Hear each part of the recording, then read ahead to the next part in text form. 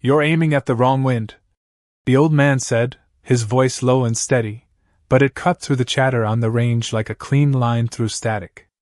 A few Marines laughed immediately, sharp and careless, the kind of laughter that came easy when confidence was high and failure hadn't settled in yet, and Gunnery Sergeant Kyle Mercer didn't even turn at first, his focus locked downrange where a steel silhouette sat at nearly 1,100 yards, untouched despite a full morning of attempts, the desert heat shimmering above the sand like a living thing, distorting distance, bending light, and turning every calculation into a guess. The flags along the range snapped in different directions, restless, inconsistent, but Mercer trusted his gear more than any shifting piece of fabric, the ballistic computer strapped to his wrist glowing with data, numbers clean and precise, everything the old world had never been, and behind him, just outside the line, stood the man who didn't belong, Daniel Carter, worn denim, faded field jacket, boots that had seen more years than most of the Marines standing there, his posture relaxed, almost forgettable, if not for the way his eyes moved, slow and deliberate, tracking something none of them seemed to notice. "Hey, old-timer," one of the younger Marines called out, grinning as he nudged his buddy. "You here to watch or you got something to say?" The laughter rolled again, louder this time, and Mercer finally turned, irritation flashing across his face as his gaze landed on the source of the distraction, and then dropped immediately to the object slung casually in Carter's hands.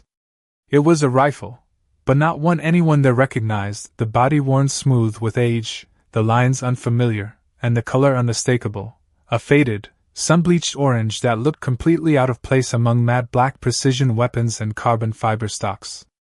Mercer let out a short, disbelieving chuckle as he stepped closer, boots crunching against gravel, the sound sharp in the dry air. "What is that supposed to be?" he asked, nodding toward it, his tone already halfway to dismissal. "You bring that thing out here as a joke?"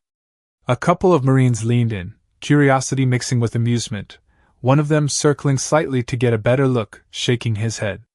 "Looks like something you'd hang on a wall, not take to a range," he muttered. Carter didn't respond right away, his gaze still drifting between the distant target and the uneven pull of the flags, as if the conversation happening around him barely registered, and that only seemed to irritate Mercer more. "This is a restricted live-fire range," Mercer said, his voice tightening, authority settling into place. "Not a museum tour. You got no business standing here." Carter finally shifted his eyes toward him, calm, steady, unreadable, and for a brief second, something about that look made Mercer hesitate, just enough to notice the silence that followed it, thin but present, before the heat and frustration pushed it aside. "Wind splitting 3 ways past 800, Carter said simply, nodding toward the valley, his voice even, almost conversational, as if he were stating something obvious. Another burst of laughter answered him, louder now, layered with disbelief. "3 winds?" one Marine echoed, shaking his head. "Yeah, sure. And I guess that thing shoots 4,000 yards too, right?" Carter didn't smile, didn't react, just shifted the rifle slightly in his hands, the worn sling creaking softly, and looked back downrange as if the answer didn't need to be said at all, while somewhere far beyond the visible heat waves, the distant steel target waited in complete, indifferent silence. The laughter lingered, but it no longer carried the same weight, not after the way the old man had said it, not after the way he had not tried to convince anyone, and Lance Corporal Ethan Brooks felt at first, a subtle shift that he could not explain, standing just behind the firing line with his spotting scope still pressed to his eye, the glass showing him a world the others were too impatient to study, heat waves folding over each other, bending the horizon, distorting the target until it seemed to breathe, and the flags, they were not lying, but they were not telling the whole truth either, each one pulling in a slightly different direction, like separate conversations happening at once, and Brooks lowered the scope slowly, his brow tightening as he replayed Carter's words in his head, 3 winds, it sounded ridiculous, but what he was seeing did not fit into the single clean solution the computers were offering. And that bothered him more than the old man's presence ever could. "Gunny, we are getting drift changes at mid-range," Brooks said carefully, choosing his words with respect, but Mercer barely glanced back, his jaw set, frustration simmering just under control as another Marine stepped up, took position, fired, and missed again, the distant steel remaining silent, untouched, as if it had all the time in the world to wait them out. Adjust and shoot again, Mercer snapped, waving it off, his confidence now edged with irritation, and when his eyes flicked back to Carter, the annoyance sharpened into something more personal. You are still here, he said, stepping closer, his shadow cutting across the dust at Carter's feet. I told you this is not a place for civilians. Carter shifted his weight slightly, the movement small, deliberate, the orange rifle hanging steady in his grip, and he looked past Mercer, not at him, but through him, toward the far end of the range where the air shimmered thickest. Your bullet is crossing 3 different air columns, he said, his tone unchanged, as if he were explaining the weather to someone willing to listen. First push left, then drop, then lift again just before impact. Another Marine snorted under his breath, shaking his head. That is not how it works, he muttered, but Brooks did not laugh this time, because through the scope he had seen it, not clearly, not perfectly, but enough to know something was off, enough to feel that quiet, creeping doubt settle in his chest. Mercer reached out then, almost absent-mindedly, his gloved hand tapping against the side of the orange rifle, the dull surface catching the sunlight without any shine, without any polish, just worn color and years of use. And this thing, Mercer said, his voice carrying for the others to hear. This is what you think can solve it? He gave it a light push, not enough to move Carter, but enough to make the gesture clear, dismissive, final. We have millions of dollars in equipment out here, and you are talking about wind patterns like it is guesswork and holding on to that like it means something.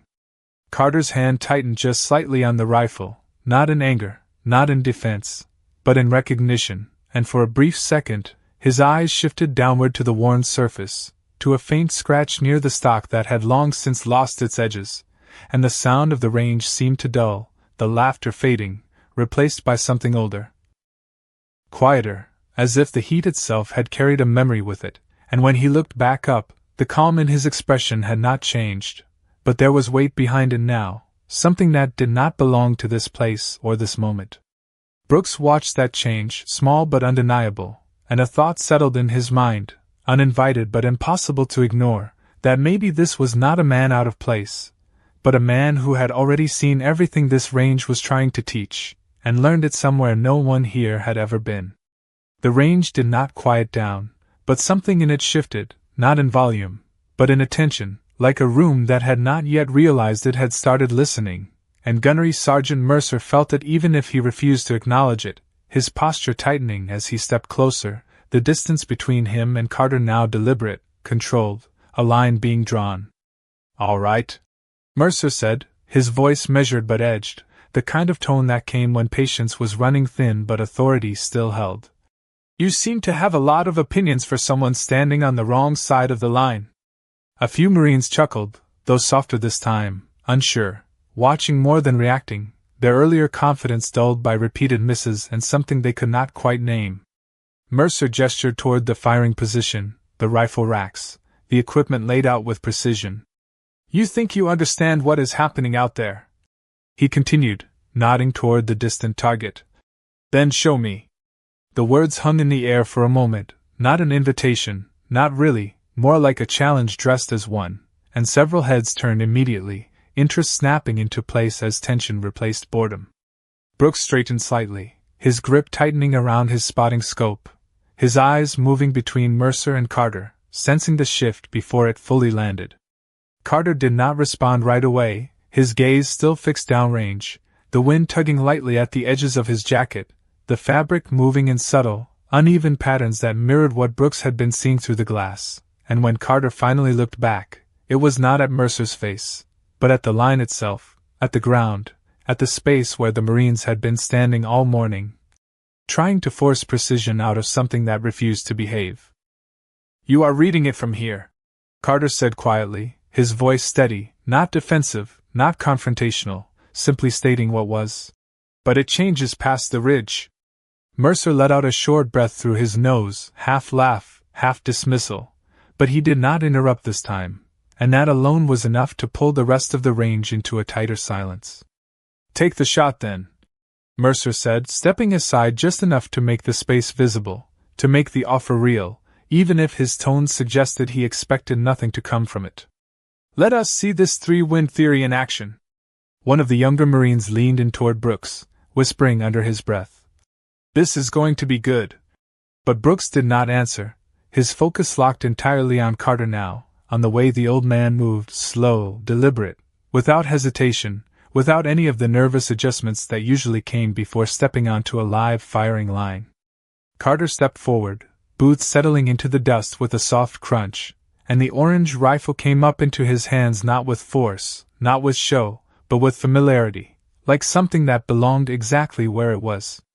The color caught the sunlight again, dull, worn, completely out of place among the polished weapons surrounding it, and yet in Carter's grip, it did not look out of place at all.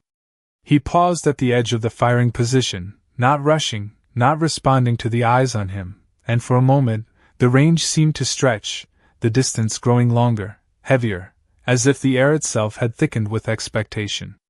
Brooks lifted his scope again, almost without realizing it, aligning himself with the distant target, but his attention kept drifting back, pulled toward Carter, toward the way he stood, toward the stillness that did not match the environment, and a thought formed clearly now, no longer uncertain, no longer quiet, that whatever was about to happen was not going to follow the rules they had been trained to trust. The movement was almost invisible at first, a shift of weight, a subtle adjustment of stance, but to Brooks it stood out immediately, the way Carter settled into position without forcing anything, without the exaggerated precision the others had been taught, as if the ground itself dictated where he stood and he simply listened, and when the rifle came up, it did not snap into place, it rose slowly, naturally, the worn sling sliding against his shoulder with a soft, familiar sound that carried just enough to be heard in the quiet that had now taken hold across the line. No one laughed this time. Mercer folded his arms, watching closely, his expression unreadable now, the earlier irritation replaced by something sharper, more focused, the kind of attention reserved for moments that could not be easily dismissed.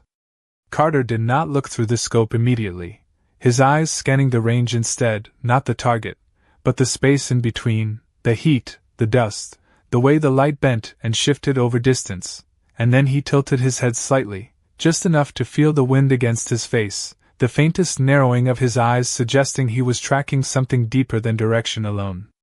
Brooks adjusted his spotting scope again, following instinct more than instruction, and this time he noticed it clearly, the mirage layers folding differently at different distances, the air not moving as one body, but as separate currents stacked and sliding over each other, exactly as Carter had described, and a quiet tension built in his chest as realization replaced doubt. Carter lowered the rifle slightly, just for a second, and his hand brushed along the side of the orange stock, pausing over that faint, worn scratch near the grip, and the range seemed to fade for him in that instant, the bright desert light replaced by something older, heavier, the memory not loud, not dramatic, but steady and present, like a distant echo that had never fully left. The humid weight of another place pressed in, the air thick, the ground uneven, the horizon hidden behind dense green and shifting shadows, and the same rifle, younger then, less worn but already marked by use, rested against his shoulder as he watched a completely different landscape breathe and move in ways that no instrument could measure, only experience could understand.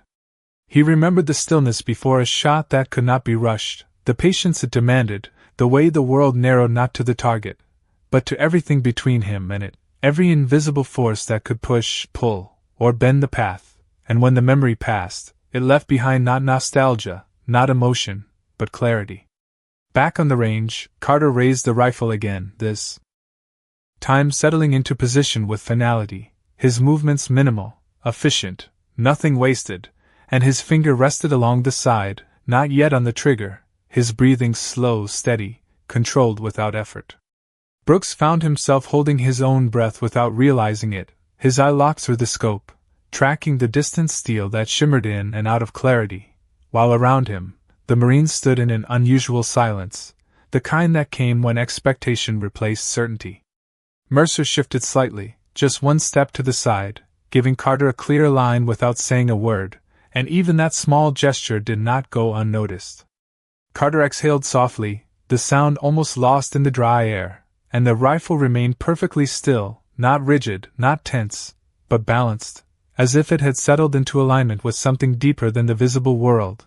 And in that moment, before anything happened, before any sound broke the silence, it was already clear to Brooks that whatever came next was not going to be luck, and it was not going to be a guess.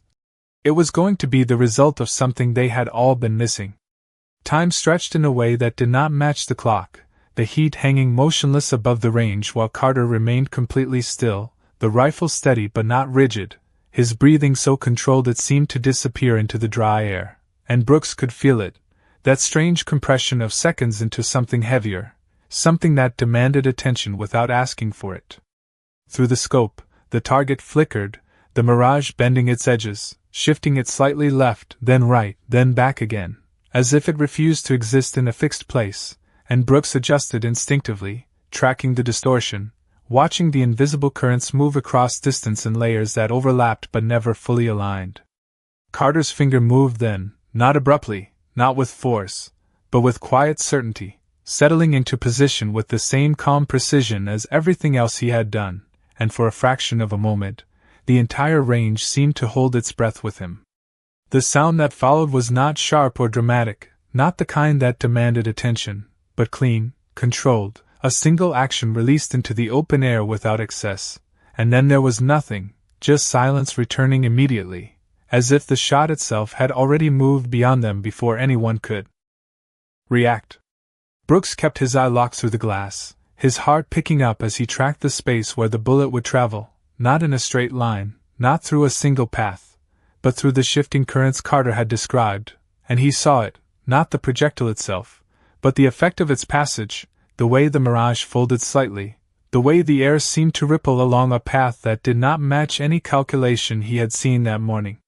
Seconds stretched longer now, each one heavier than the last, and then, far downrange, something changed, not a loud reaction, not a dramatic signal, but a subtle, unmistakable movement, the steel target giving a faint, delayed response that carried back through the distance just enough to be felt rather than heard. Brooks pulled back from the scope, his eyes wide, the realization hitting him before he could form words, and around him, the silence broke in fragments, low voices, sharp breaths, disbelief trying to find footing in what had just happened.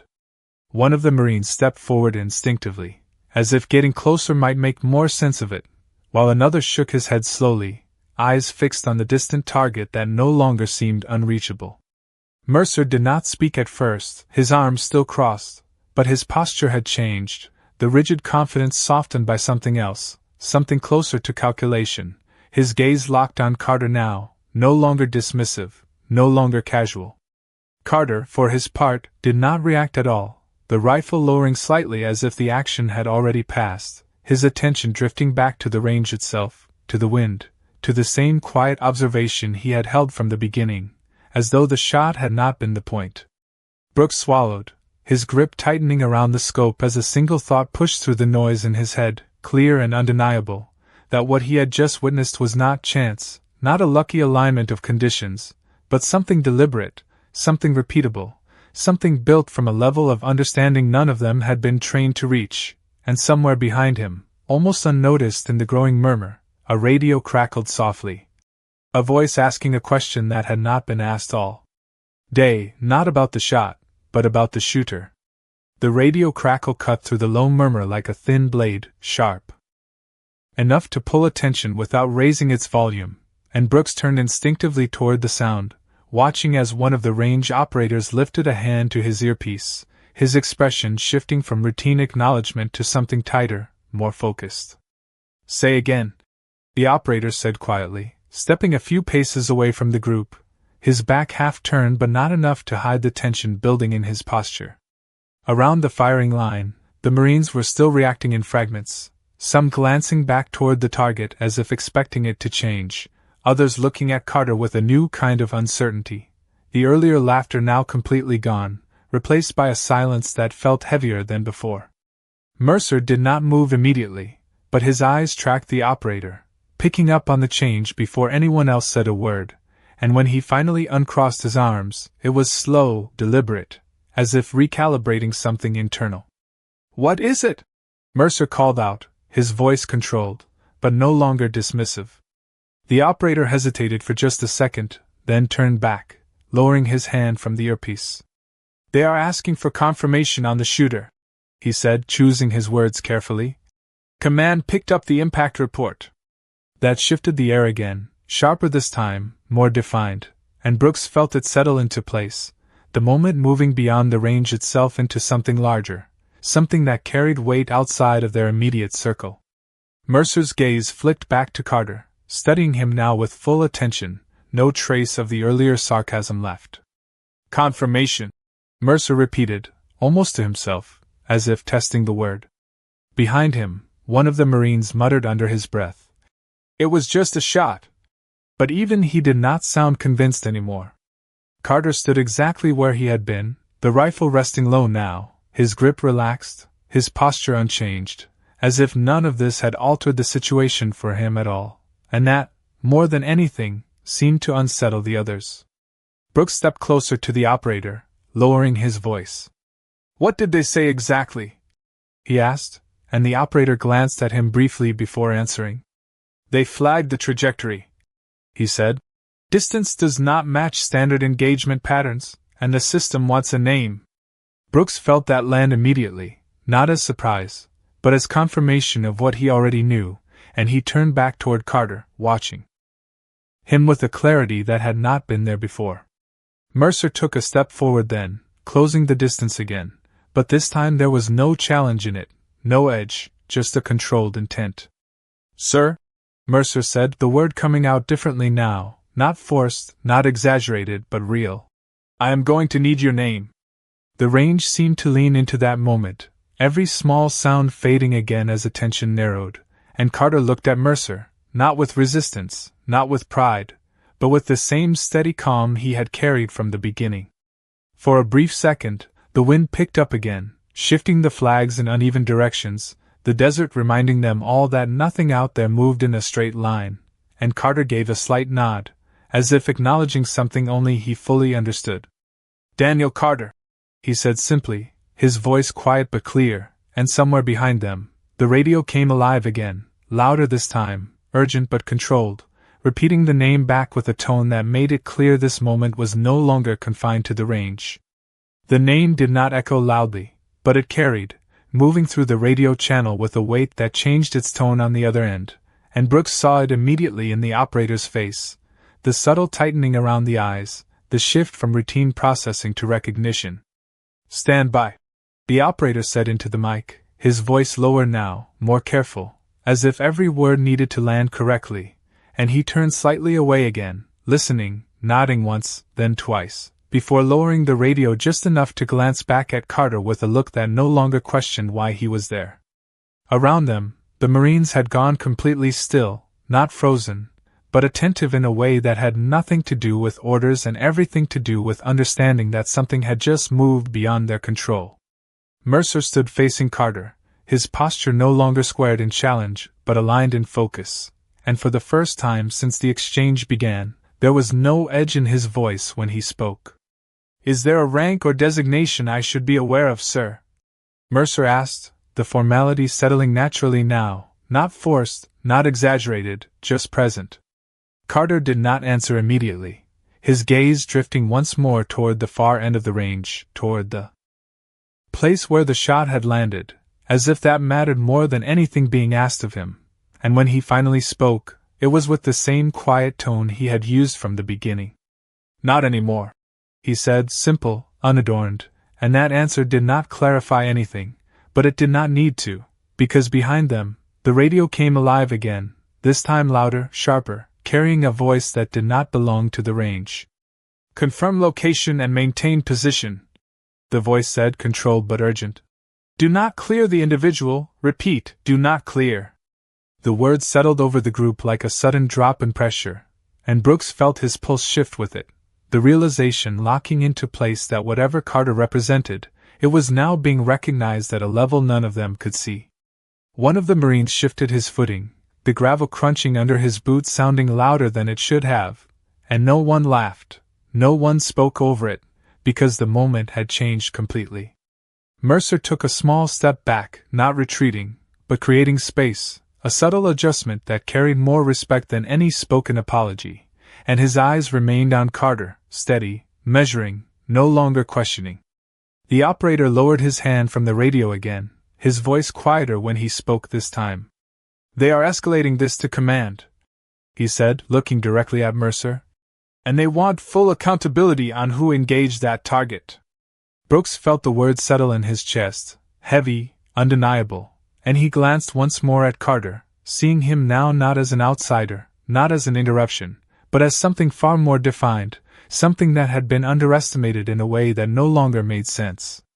The wind shifted again, the flags snapping in different directions, the same chaotic pattern they had all been struggling to read, but now it felt different, no longer confusing, just complex, just layered, exactly as it had always been. Carter adjusted his grip on the rifle slightly, not preparing for another shot, not reacting to the tension around him, just settling it comfortably at his side, and the ease of that movement contrasted sharply with the weight of everything else unfolding. Somewhere in the distance, faint at first but growing, came the sound of an approaching vehicle, low and steady, cutting across the desert air with purpose, and though no one had said it yet, every person on that range understood the same thing at the exact same moment, that this was no longer a demonstration, and it was no longer a test, it was the beginning of something that demanded recognition. The sound grew steadily, no longer faint, no longer distant, the low hum of an approaching vehicle cutting cleanly through the dry air, and every head on the range turned toward it without needing instruction, the shift in attention immediate and unified, as if something deeper than protocol had taken over. Dust lifted in a thin trail along the far access road, the vehicle moving with purpose, not fast, not aggressive, but direct, and as it came closer, the shape resolved into a dark command SUV, the kind that did not arrive without reason, the kind that carried decisions rather than questions. Brooks felt the change settle fully now, not tension, not uncertainty, but clarity, the kind that comes when something unseen finally becomes visible, and he lowered his scope completely, no longer needing it, his eyes fixed on the approaching vehicle instead. Mercer stepped back another half pace, his posture straightening instinctively, the shift subtle but unmistakable, the authority he had held earlier now aligning itself with something higher, something incoming, and the Marines around him followed without being told, small adjustments, feet repositioning, shoulders squaring, voices gone completely silent. The vehicle rolled to a controlled stop just beyond the firing line, the engine idling for a brief second before cutting off, leaving behind a sudden, absolute quiet that pressed against the ears, and when the door opened, it was not rushed, not dramatic, just deliberate. Brigadier General Marcus Hale stepped out, his presence carrying before he even spoke, not because of volume or force, but because of recognition, the kind that moved through the group faster than any command could. Brooks had seen high-ranking officers before, but this was different, not in rank, but in intent, in the way the general's eyes moved immediately across the range, not taking in the Marines, not assessing the equipment, but locking onto a single point with precise certainty. Carter. The general walked forward without hesitation, boots firm against the gravel, each step measured, controlled, and as he closed the distance, Mercer came to attention automatically, the movement sharp, immediate, followed by the rest of the Marines in a near-perfect echo, the sound of boots shifting aligning into something structured, something formal, but none of it drew the general's attention away from Carter. Brooks felt his breath catch slightly, not from fear, but from the weight of the moment, the realization that this was not a routine acknowledgement, not a casual check, but something far more intentional. The general stopped just short of Carter, the space between them small but defined, and for a brief second, nothing was said, no orders, no questions, just a silent recognition that seemed to pass between them without words. Carter stood as he always had, relaxed, steady, the orange rifle resting at his side, his expression unchanged, as if the arrival had not altered anything for him at all. Then, without announcement, without build-up, General Hale brought his hand up in a crisp, precise motion, a salute delivered with absolute clarity, not exaggerated, not ceremonial, but real, grounded in something that did not need explanation. The effect was immediate and total. The entire range went still in a way it had not before, not just quiet, but locked, every Marine holding position, every movement halted, as if time itself had paused to acknowledge what had just happened. Mercer's eyes widened just slightly, the shift almost imperceptible, but enough for Brooks to see it, enough to understand that whatever they thought they knew about the man in front of them had just been rewritten completely, and Carter, after a brief moment, returned the gesture with the same calm precision he had shown in everything else, his motion unhurried, unforced, and in that exchange, no words were needed to confirm what everyone now understood. The salute did not end the moment, it defined it, locking everything in place with a clarity that no explanation could have achieved, and for several seconds, no one moved, no one spoke, the entire range held in a silence that carried more weight than any command ever given.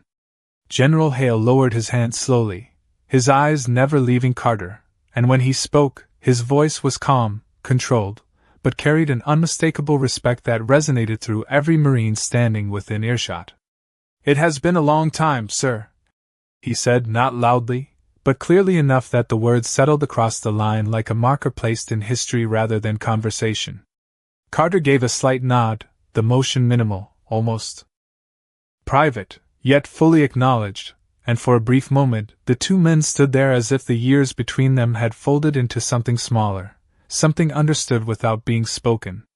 Mercer remained at attention, but the tension in his posture had shifted entirely, no longer rigid with authority, but steady with awareness, and Brooks could see it clearly now, the transformation not just in Mercer, but in all of them, the earlier confidence replaced by something far more grounded. The general turned slightly then, his gaze sweeping across the Marines, not with judgment, not with reprimand, but with a quiet expectation that required no explanation, and each man held their position, understanding instinctively that this was not a moment to speak, not a moment to justify, but a moment to absorb. "You witnessed something today that does not come from equipment," General Hale said, his tone even, deliberate. "And it does not come from instruction manuals or simulations." He paused briefly, letting the words settle, the wind shifting again across the range, the flags snapping in uneven directions as if reinforcing the point without needing to be named. "It comes from time, from patience, and from a level of understanding that cannot be rushed." Brooks felt those words land deeper than the others, not as correction, but as clarity, the kind that reshaped everything that came before it. Carter adjusted the rifle slightly in his hand, the orange surface catching the light one more time, no longer an object of amusement, no longer out of place, but something entirely different now, something that carried meaning beyond appearance. Mercer finally spoke, his voice steady, controlled, but carrying a weight that had not been there before. "Sir," he said, addressing Carter directly, "permission to ask one question." Carter looked at him, his expression unchanged, calm, open, and Mercer hesitated for just a fraction of a second before continuing. "How did you know?" he asked, not referring to the shot, not needing to, because the question itself carried everything. Carter's gaze drifted once more toward the distance, toward the unseen currents that still moved across the range, and when he answered, his voice was quiet, almost reflective, but clear enough that every Marine heard it. "The wind always tells the truth," he said. "You just have to learn how to listen." The words settled into the silence that followed, not dramatic, not exaggerated, but complete, and no one laughed, no one questioned, because there was nothing left to challenge. The range remained still for a moment longer, the dust hanging lightly in the air, the horizon steady in the distance, and then, slowly, naturally, the world began to move again, but not the same way it had before. Brooks lifted his scope once more, not out of habit, but out of intent, and this time, as he looked through it, he did not search for a single answer, he watched the layers, the shifts, the patterns, seeing for the first time what had always been there. Behind him, the Marines adjusted their positions, quieter now, more deliberate, and Mercer remained where he stood for a second longer before finally lowering his posture, the change subtle but permanent. Carter turned slightly, the rifle resting comfortably at his side, and began to step away from the line without ceremony, without acknowledgement, just as he had arrived, and no one stopped him, no one called out, because nothing needed to be added to what had already been understood. Some lessons did not arrive with noise, and they did not leave with it either. They settled quietly, taking root where they were needed, and long after the sound of the shot had faded, the silence it left behind remained, stronger than anything that had come before.